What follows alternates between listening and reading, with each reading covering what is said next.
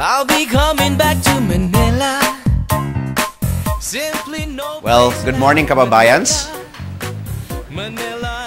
Thank you all for coming. Century is very excited to be here in London this morning. We'd like to say thank you for welcoming us to your country and for being here despite your busy schedules. It is our distinct pleasure to discuss with you today the global financial and real estate environment and introduce you to our company and our projects. Our agenda for today will tackle the key issues. First, we will introduce you to Century, our company, through a group overview. And then we will touch upon the global environment and the current situation in the Philippines. We will then proceed to give you a construction update on all of our ongoing projects. We will discuss how you can afford and easily afford to buy Century properties. And also, I will close with giving you some closing advice. Manila, I keep coming back to Manila. Century Properties was founded in 1986 by our father. This was 1 week before the EDSA revolution. Since then, in our 22-year history, we have seen 4 real estate cycles and have grown into a full-service real estate company involved in development, sales and marketing, and property management. For the property development side of the business, we have built over 50 buildings, delivered over 7,000 units with a 100% completion rate. For our sales and marketing, we have a sales network of over 500 people, both locally and internationally. Currently, we are present in 6 continents, and in London, we actually have an office. We actually have 2 offices here. For property management, we have 42 buildings under management, not just Century projects, but also of third-party developers, totaling $2 billion under management. At this point, I'd like to show you our video, Century Properties 20 Reasons, to give you a short overview of the company. Good day, ladies and gentlemen. Sometimes the most fleeting of introductions can lead to the birth of some of the most fruitful and enduring of relationships. And while we did consider a drawn-out presentation of who we are, complete with pie charts, mind-numbing graphs, and numbers upon numbers upon numbers to substantiate our reputation, boring is a concept that simply cannot be interwoven into our culture of success. We prefer words like visionary, excellence, perfection, and even fun. Allow us to introduce ourselves. We are Century Properties. You may not know much about us yet, but in the next 20 slides, we're confident that you may want to get to know us a little better. 1. Century Properties is the country's largest privately owned full-service property group. 2. With over $1.25 billion in assets under management. Not too shabby. 3. Among our formidable team are the most accomplished, most creative, and most highly regarded individuals in the industry. With a combined experience of over 400 years in real estate, we hold ourselves responsible for the creation of some of the most unique, outstanding, and visionary projects in the history of Philippine real estate. 4. In 2005, the Century Group was voted Most Outstanding Real Estate Firm by Global Excellence Awards and by the National Product Quality Excellence Awards. In 2006, the Philippine Business World Quality Awards voted us Most Outstanding Housing Developer. We also won Best Managed Philippine Brand, Housing Developer, by the Philippine Star brand. 5.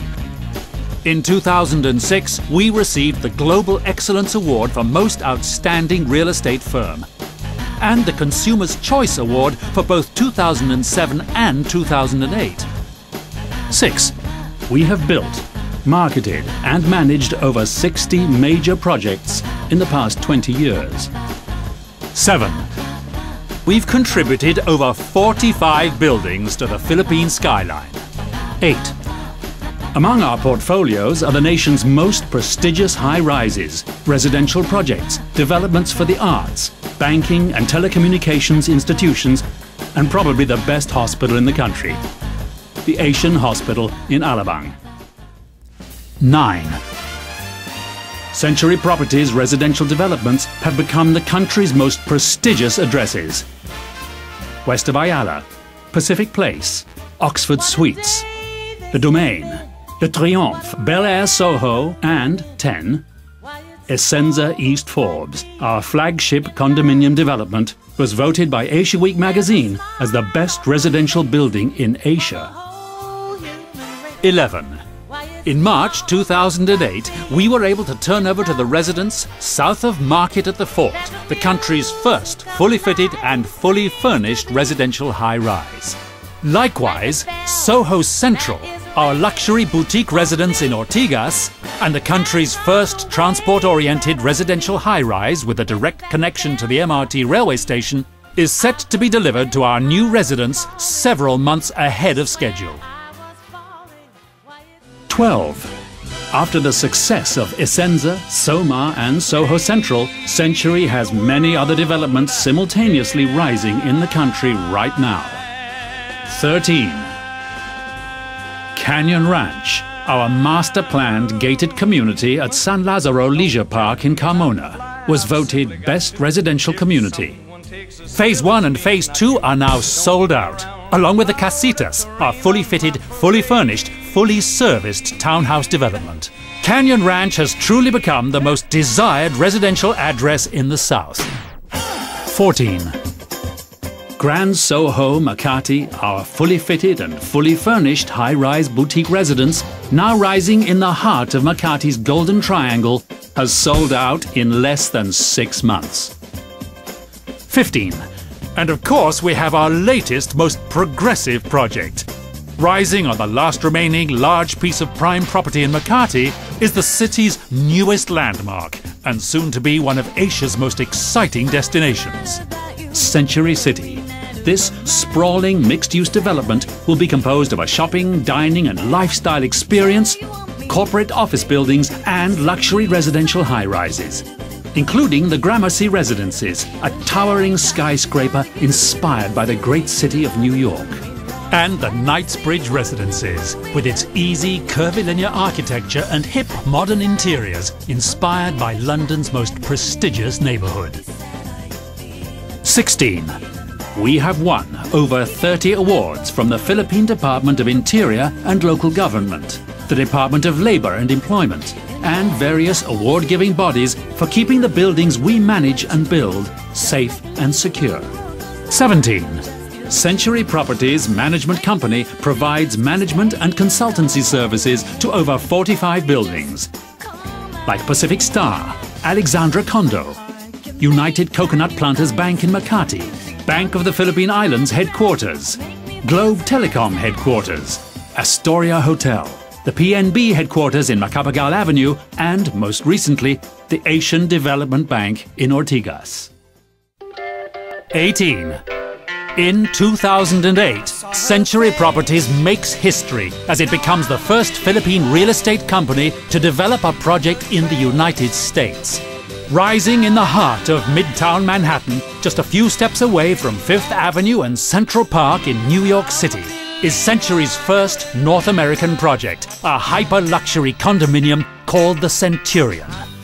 As with all signature Century projects, it brings together a collaboration of world-class talents, including legendary master architect I.M. Pei, who is also the architect behind worldwide design masterpieces like the Grand Louvre in Paris, the Bank of China in Hong Kong, and the Four Seasons Hotel in New York. 19. We have sold over 5,000 units in the past 3 years. 20. And as we step into our 22nd year, Century Properties' heritage of quality, design and expertise goes beyond our national boundaries. In less than 2 decades, we have quietly grown to become the nation's biggest private real estate developer. And this makes us work even harder to take care of the smallest of details. Sometimes, the most fleeting of introductions can lead to the birth of some of the most fruitful and endearing of relationships.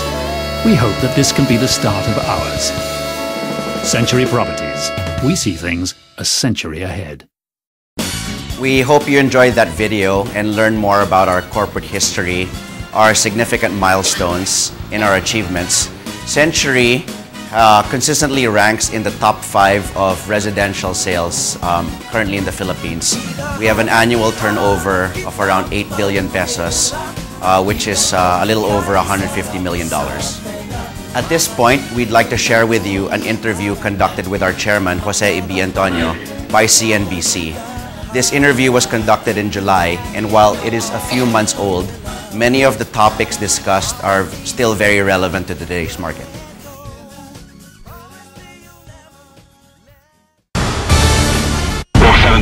Left intercept the final bearing 222.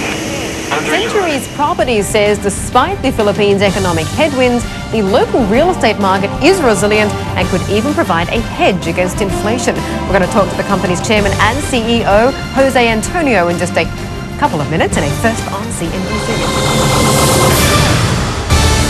Well, like many Asian countries at the moment, the Philippines is facing a tough battle against rising inflation.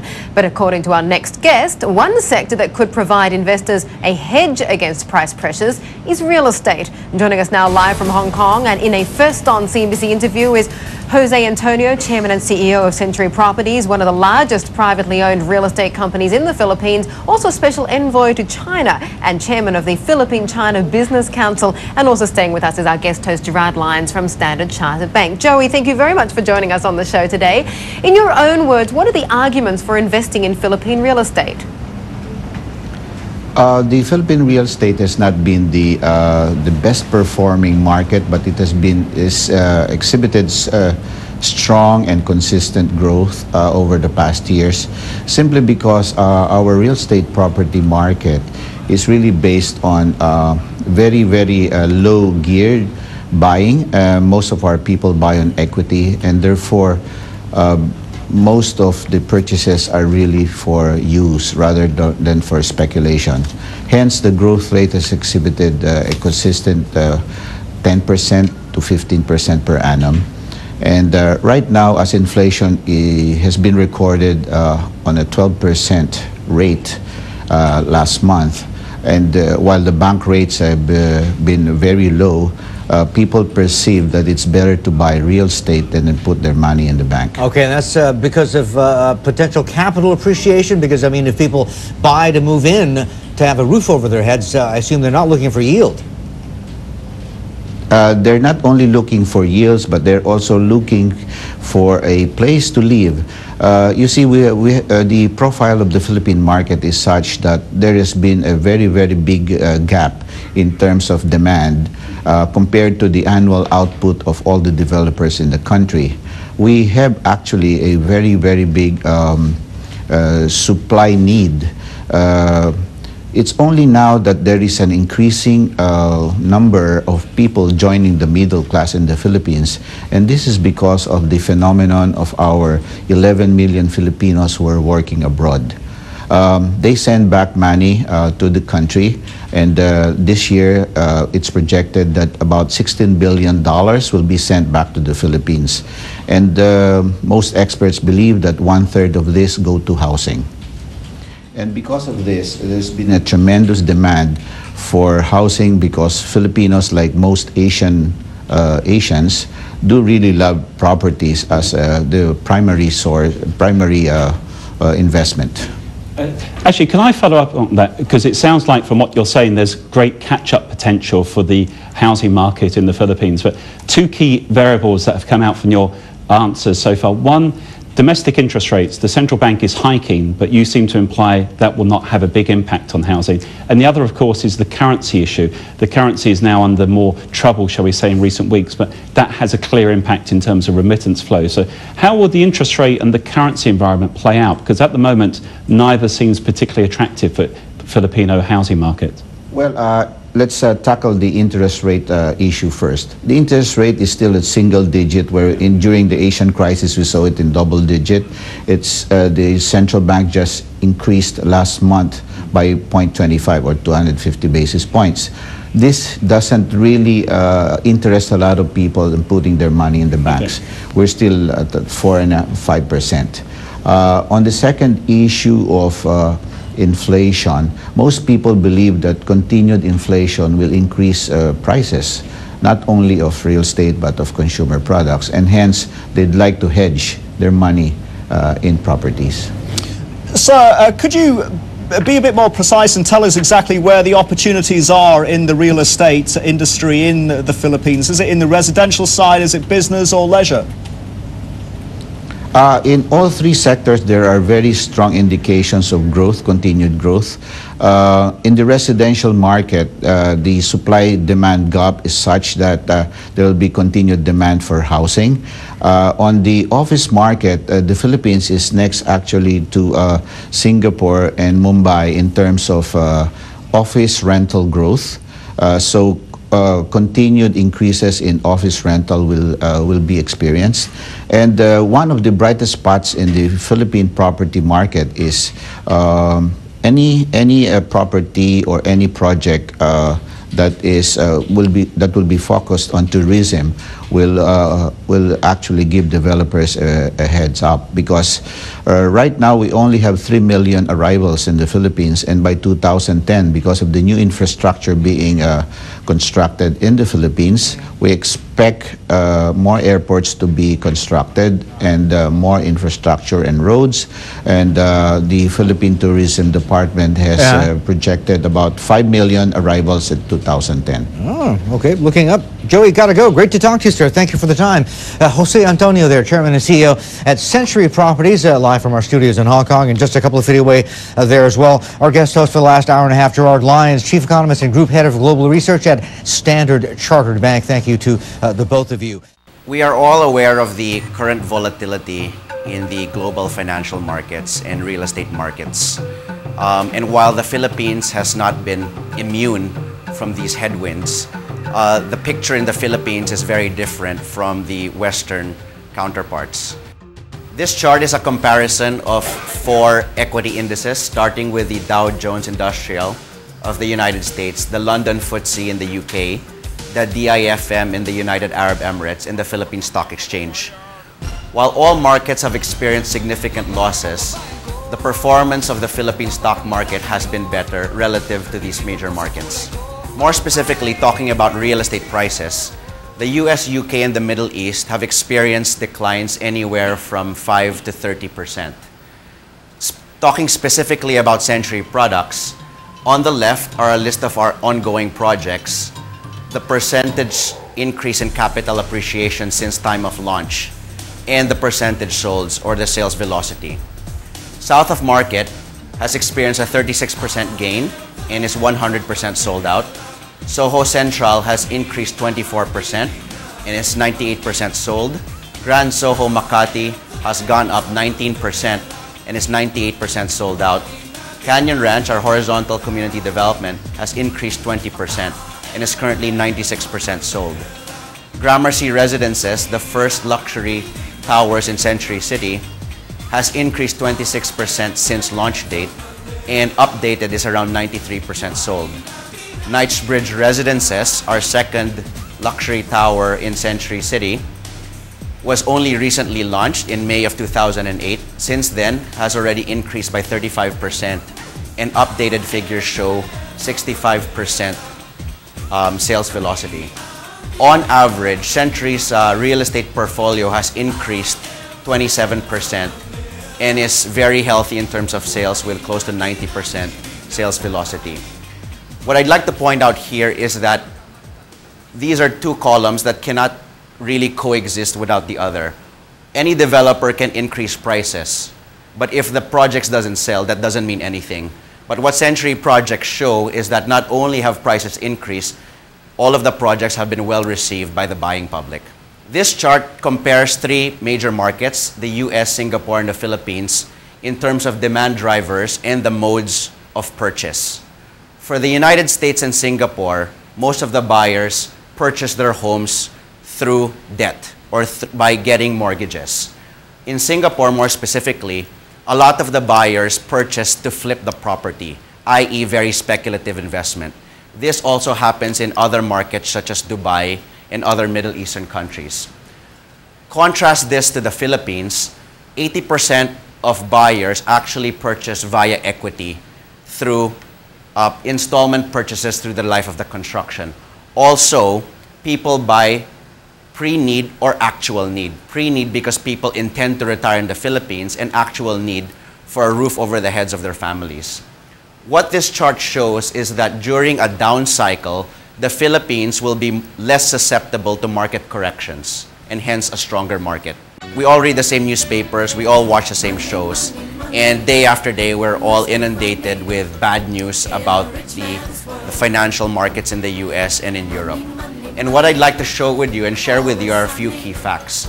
The US and the UK have both experienced massive losses in the realm of $500 billion for each market. Compare this to the Philippines has only announced $400 million in losses, and this was primarily because of exposure to Lehman Brothers of a particular bank. Relative to the US and the UK markets, this loss is very, very small, as it represents only around 1% of the losses in the US and the UK. More importantly, in the Philippines, there have been no announced major bankruptcies or restructurings in the Philippine businesses. Also, there have been no major announcements on foreclosures and retrenchments.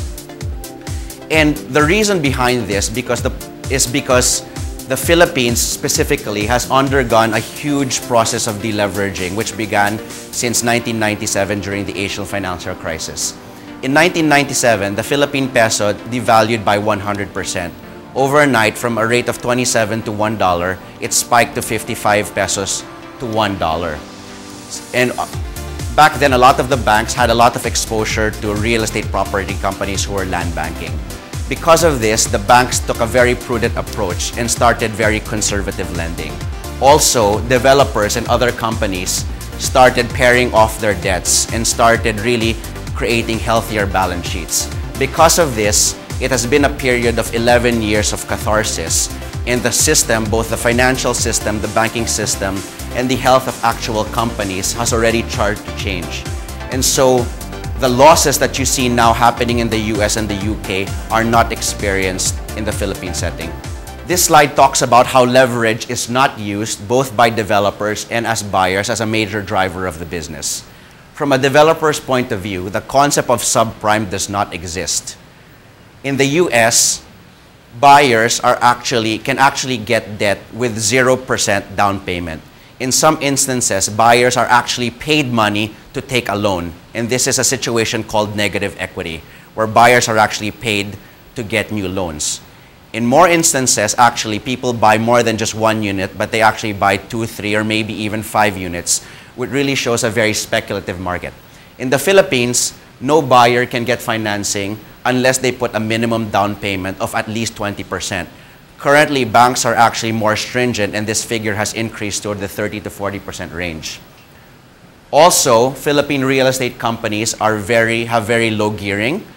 The public companies, and this is all public information, have only up to 40% debt on their books. From a buyer's point of view, as mentioned earlier, 80% of our buyers buy through equity payments, installment or hulugan. This tracks two things. This shows the growth in remittances as represented by the green bars from year 2000 till today. In year 2000, OFW remittances and repatriated back to the Philippines was $6 billion. Fast forward to 2008, this figure is now a whopping $16 billion, or an increase of 270%. The line shows the increasing trend in labor deployment outward. In year 2000, the figure was 600,000 per year. Now in 2008, that figure is 1.3 million OFWs leaving the countries every year. So we always ask ourselves, is this trend going to reverse? And the simple answer is no, primarily because opportunities still exist and are very bountiful in many countries. While one market may suffer in the short term, Filipinos are very opportunistic and will move where the opportunities are. Recent studies have shown that 30% of the remittances actually go into real estate-related expenditures and investment. Taking the 2008 figure of $16 billion, this translates to $240 billion pesos or $4.8 billion to be spent on real estate related expenses, be they upgrades, improvements, furnitures and fixtures, and also real estate investments and purchases. One thing that is downplayed is actually the gray market for OFW remittances, which in essence could even double these figures. This chart shows the year-on-year changes, both in terms of the number of people, the number of OFWs deployed outward, and also the increases in the actual remittances in terms of on annual remittances. In the year 2000, there were 9 million people living abroad. Now today, this figure is 10 million strong. These 10 million OFWs now represent the growing middle class of the Philippines. And this is a robust 10% growth. In terms of number of deployment, which is very important, this is the rate of increase in terms of the number of people leaving for other countries. The total number only grew by 10%, but the rate of growth actually grew by 33%. In terms of dollar figures, there was a 10% increase in terms of remittances annualized for 2008. Very important, there is a diversification happening, not just in terms of the geographical destinations, but also the type of jobs that people are getting. In terms of geography, all of the early parts of the expatriation began in the US. Now this strong trend has actually spread globally in the UAE. These are Dubai, Abu Dhabi, and the other Emirates, Saudi Arabia, and Qatar. In Asia, this is very prominent in Taiwan, Hong Kong, Korea, and Japan, and also happening in Australia and in New Zealand. Aside from the geographical diversification, Filipinos now are actually going up the value chain. They are getting higher paying jobs and are performing higher quality jobs. Because of this, two main factors, remittances and investments for the purchase of Philippine property will continue to flow to the Philippines.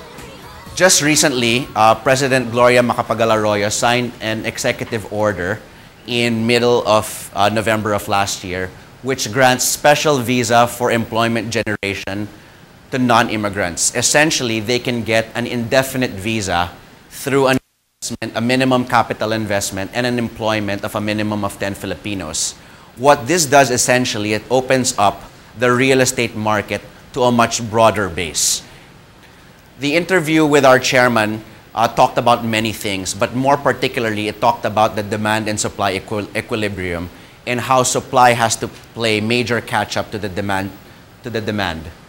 From a demand point of view, the country needs about 3.8 million houses until 2010.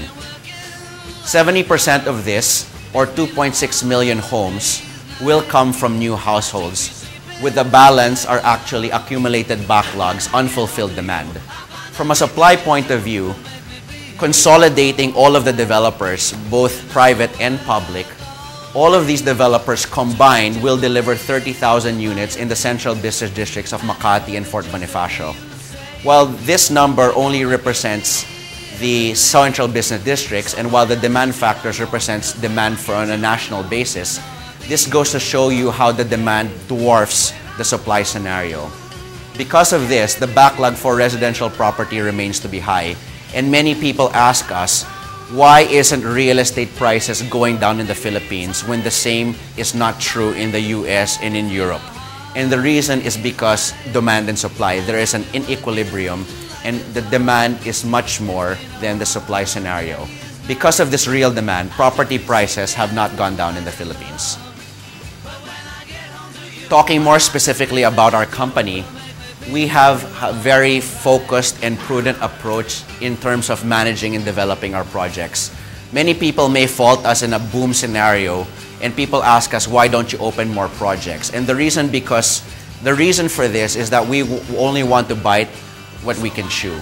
We do not launch a new project unless we know that other projects are significantly sold out. This has paid dividends in today's market such as today. Taking an example in Century City, we did not launch Knightsbridge Residences until Gramercy was 70% sold. Through the healthy sales of Gramercy, we can ensure that the project will be completed on time. Also, because we are a private company, unlike public companies that are actually need to show year-on-year growth by launching new projects, Century only has to answer primarily to one stakeholder, and those are our buyers.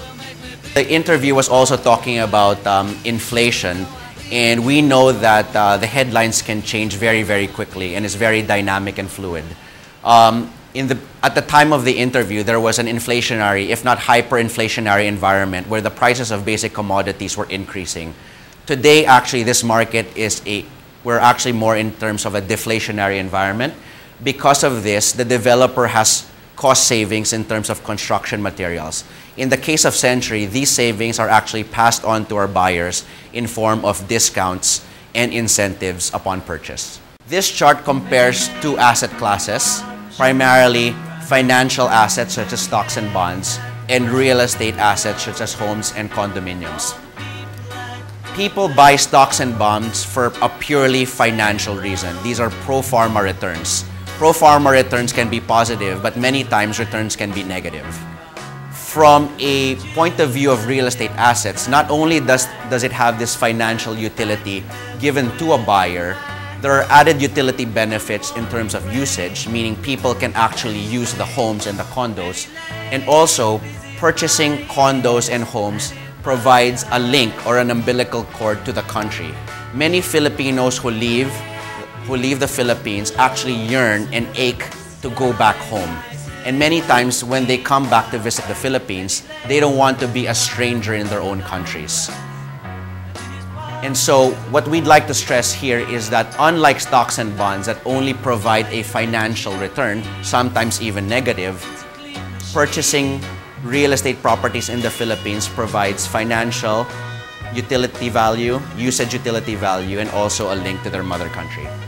Again, pardon for the small font, but we'd like to show you and compare asset prices both for Philippine condos and UK condos in two time periods. The first column shows beginning of last year, January 1, 2008, and the second column shows November 1, 2008. Taking an average price Philippine condo of 4 million pesos, the exchange rate of pound to peso was 81 to 1 at the beginning of the year. This translates to an average Philippine condo price of 49,000 pounds. In November, the pound actually depreciated by 9%. So from 81 to 1, it is now 70 for 1, or a reduction in the purchasing power. This translates to an increasing average Philippine condo price of 54,000 pounds.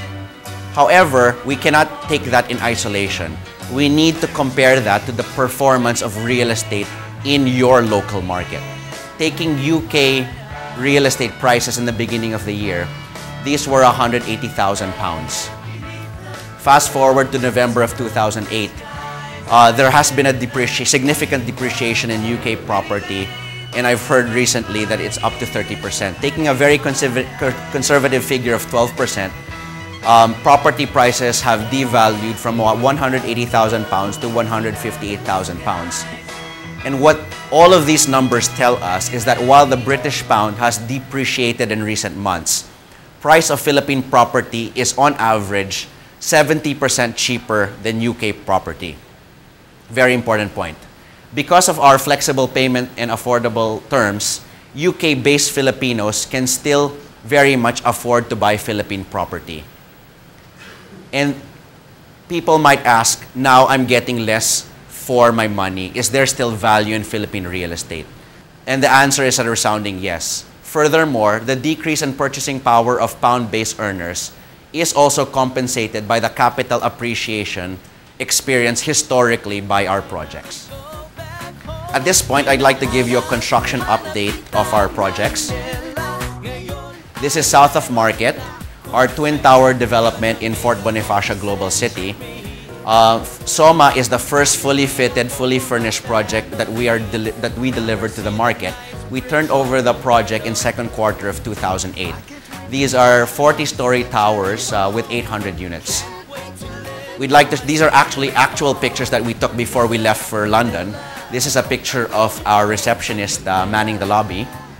This is a photo of one of our amenities, our Soma THX theater room. And these are a picture of our buyers moving in, enjoying their fully fitted, fully furnished unit. Moving on, this is Soho Central, our development in Ortigas, Greenfield development. Soho Central is the first transportation-oriented development in the country, directly linked to the MRT station, providing people great access to public transport. Soho Central is also close to 100% sold out. Soho Central is expected to be turned over second quarter of this year. This picture shows that the elevator lifts are currently being installed. This is a picture of a furnished unit.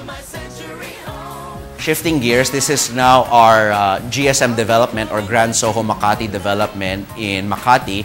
This is located in Buendia Avenue, just a stone's throw away from Pacific Star, which is our headquarters. GSM is sold out. It's 40 stories tall with 400 units. This is a picture of workers hard at work doing electrical works. And these are a sample picture of views that can be enjoyed from the top floor of the building. It actually shows a view of Makati, Rockwell, and Century City site. This is Canyon Ranch, our flagship horizontal community development located in Carmona, Cavite. Canyon Ranch is an 800-home development. It is currently 95% sold. We have completed 200 homes and are currently constructing another 500. By late next year, we would have fully completed all of the homes and all of the amenities. Currently, Century Properties Management is already on board as the village property manager. This is a picture of Phase 1 from a scene from Phase 2. As you can see, homes at different stages of construction. And these are homes leading up to the Village Commercial Center, which will house 30 retail establishments for the community and the general vicinity. This is Gramercy Residences. We held our first pouring of concrete at the end of October of last year. To give you an idea of the magnitude and scale of the site, the next picture shows how big the property actually is. We actually had to dig 100 feet, or an equivalent of 10 floors, that will house the future basements of the property. Today, excavation works is 100% complete, and we are in a full swing for the foundation works, which is expected to be completed in April of this year. Currently, there are around 350 workers on site, and at the peak of construction, we will be employing 2,000 strong. This is another picture of people installing the rebars and the steel at the foundation level. Many people have approached me earlier and asked about our New York development. This is actually an actual photo of the building. This is not photoshopped in any way, shape, or form. Centurion is our marquee development in New York, in Manhattan, and is actually located on 55th Street off 5th Avenue, which is the main retail thoroughfare in Manhattan. This project is our landmark project designed by Starchitect IMP, who is the same architect behind masterpieces such as the Grand Louvre in Paris, the Bank of China building in Hong Kong, and the Four Seasons Hotel in New York. We are developing 1 to 4 bedrooms ranging in price from $2 million to $10 million. The project will be turned over in April of this year. This is a picture of our lobby being finished. These are just the machine back rooms of the building. In summary, Soma was completed 9 months ahead of schedule. Soho Central Tower 1 was completed 6 months ahead of schedule. Tower 2 will be completed 18 months ahead of schedule. Grand Soho Makati will be completed 6 months ahead of schedule. Canyon Ranch, Gramercy, Knightsbridge, and Centurion are all on track.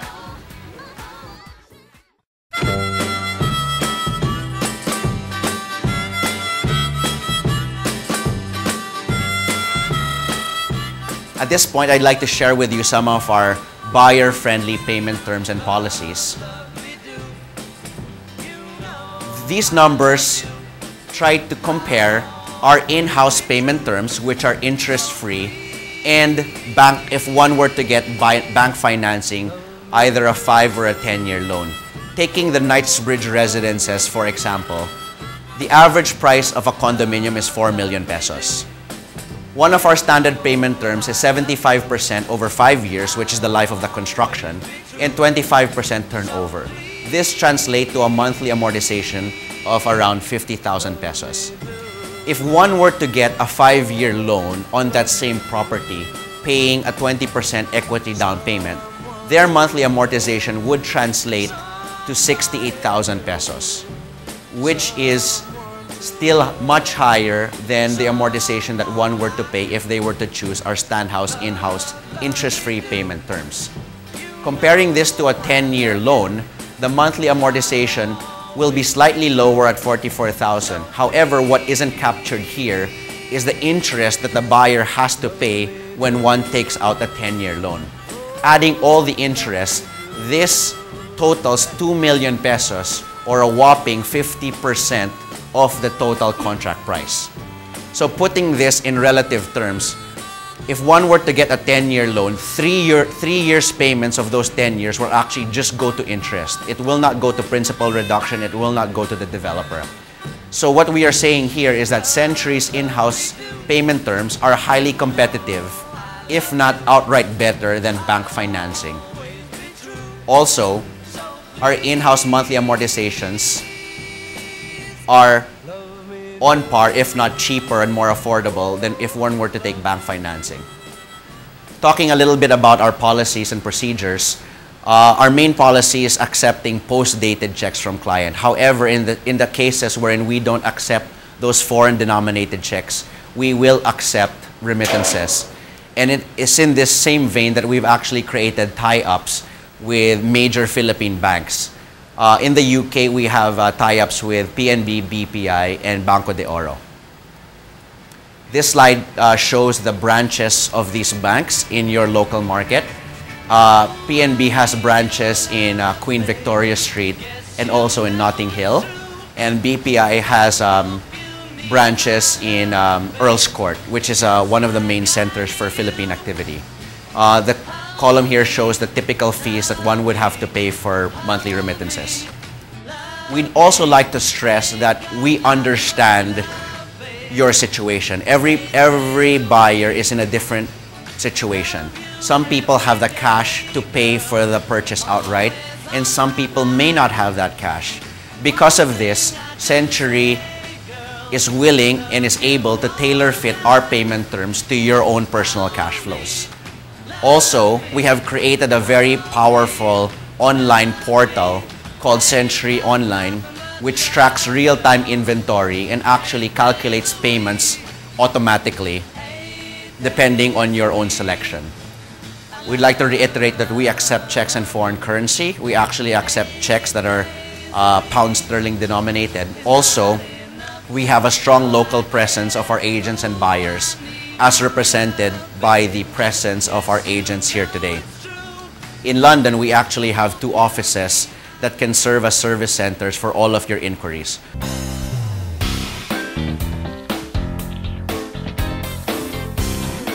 It's very important not to confuse the buyers.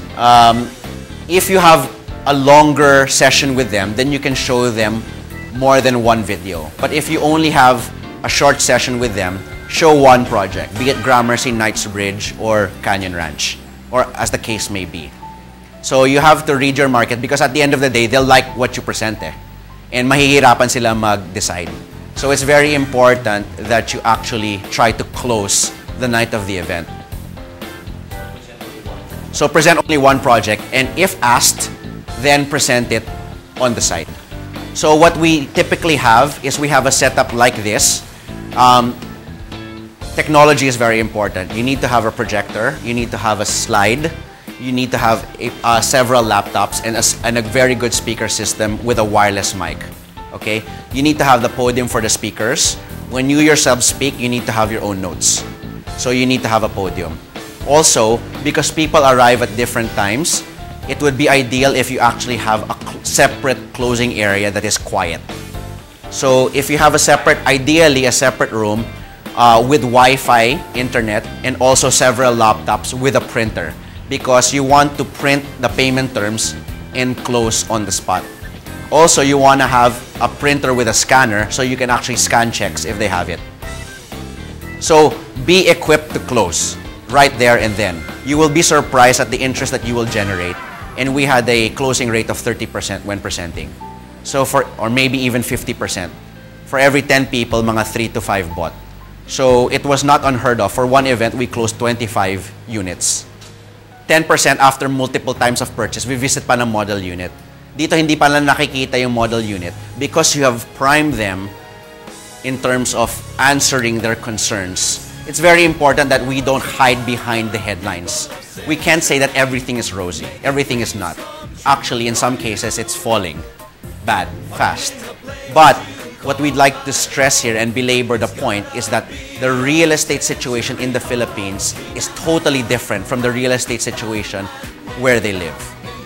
They are consistently showing reduction in property values and foreclosures of friends and family. But in the Philippines, it's actually the contrary. The health of the market is very strong. Our sales velocity, taking our performance, we closed 95 units of Knightsbridge in January. Manila, I'll be coming back to Manila. In closing, I'd like to share with you some testimonials and some emails that I have received via email from some of our buyers.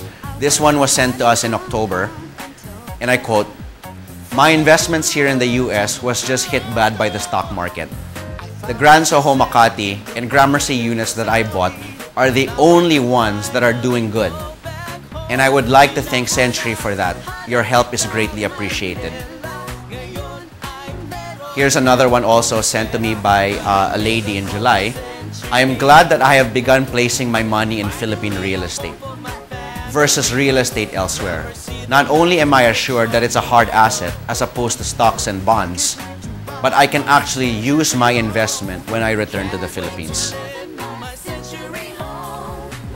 In parting, I would like to give you some advice if you are interested in buying Philippine property. First, minimize leverage and don't use borrowed money if possible when buying real estate. Buy real estate in installment or hulugan. By buying pre-selling, it is like borrowing money without interest, as units are bought through a period of time or over the life of construction of a project. Also, place your savings in hard assets. Real estate has proven to keep their value over the long run and is ahead against inflation. Real estate does not evaporate, does not move.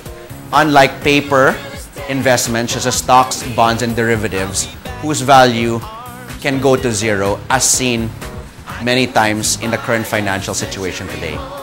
Also, it's very important to follow the golden rule in real estate, which is location, location, location. Always buy in prime locations in the central business districts of Makati, Ortigas, Fort Bonifacio, and the growth areas in the south such as Calabarzon. Also, choose a developer with a solid reputation and a track record. You are investing your hard-earned savings. It is very important for you to be backed up by a professional company with a positive delivery rate. Century Properties has a 100% batting average in delivering projects. And finally, we would like to thank you for continually remitting every month, year after year, to your family and friends back home.